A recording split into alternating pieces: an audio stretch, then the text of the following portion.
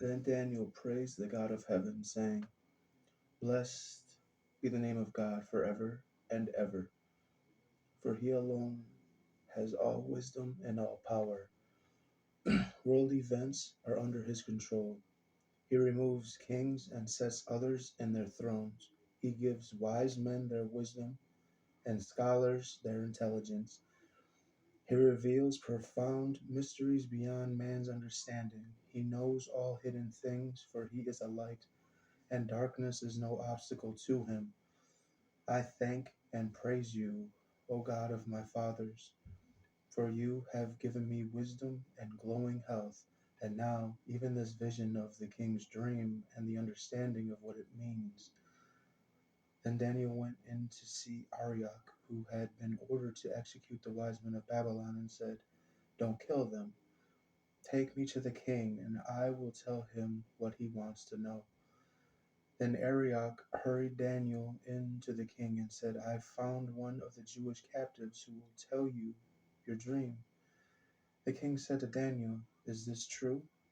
Can you tell me what my dream was and what it means? Daniel replied, No wise man, astrologer, magician, or wizard can tell the king such things. But there is a God in heaven who reveals secrets, and he has told you in your dream what will happen in the future. This was your dream. You dreamed of coming events. He who reveals secrets was speaking to you. O king, you saw a huge and wonderful statue of a man, shining brilliantly, frightening, and terrible. The head of the statue was made of purest gold. Its chest and arms were of silver, its belly and thighs of brass, its legs of iron, its feet part iron and part clay. But as you watched, a rock was cut from the mountainside by supernatural means. It came hurtling toward the statue and crushed the feet of iron and clay, smashing them to bits. Then the whole statue collapsed into a heap of iron, clay, brass, silver, and gold. Its pieces were crushed as small as chaff, and the wind blew them all away. But the rock that knocked the statue down became a great mountain that covered the whole earth. That was the dream. Now for its meaning. Your Majesty, you are a king over many kings, for the God of heaven has given you your kingdom, power, strength, and glory.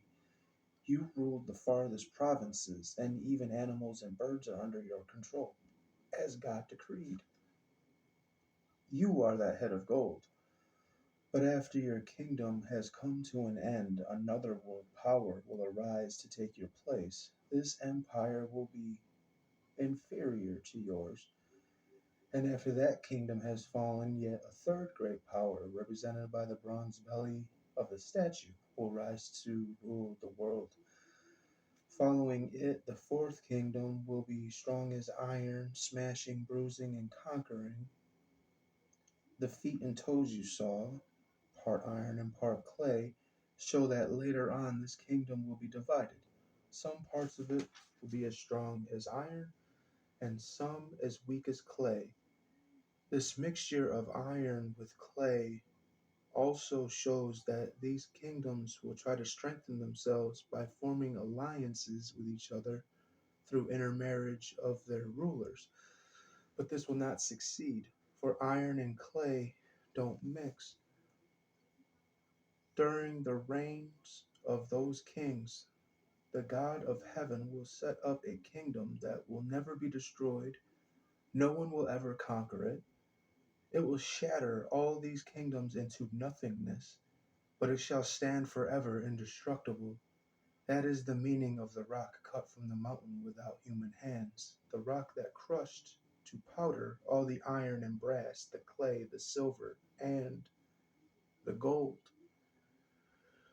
Thus, the great God has shown what will happen in the future, and this interpretation of your dream is as sure and certain as my description of it.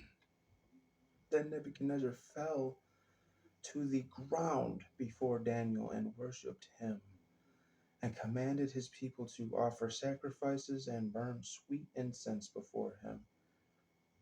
Truly, O Daniel, the king said, your God is the God of gods, ruler of kings, the revealer of mysteries, because he has told you this secret. Then the king made Daniel very great. He gave him many costly gifts and appointed him to be ruler over the whole province of Babylon, as well as chief over all his wise men. Then, at Daniel's request, the king appointed Shadrach, Meshach, Abednego, and as Daniel's assistants to be in charge of all the affairs of the province of Babylon. Daniel served as chief magistrate in the king's court.